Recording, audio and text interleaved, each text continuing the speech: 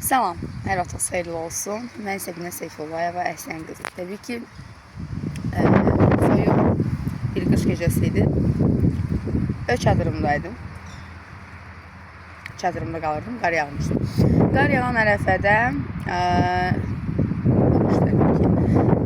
bir mahnı yazdım. Adı Soyuq qış gecəsi. Sözlər və musiqisi təbii ki, mənə aiddir. Bunu sizlər üçün təqdim edəcəm.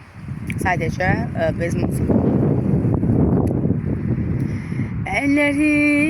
Ellerin soyuktur.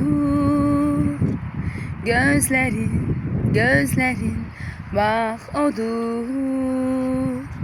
Eğer ki uzatsan sen mənə, demeli sevgimiz bak budur.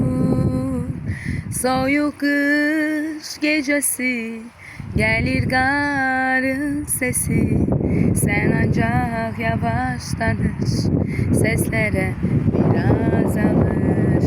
Soyuq qış gecəsi, gəlir qarın sesi.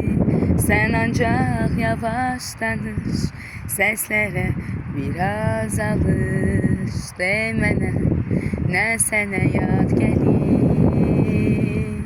de mənə, nə sənə səs gəlir, de mənə, nə sənə avaz gəlir, de mənə, nə sənə avaz gəlir.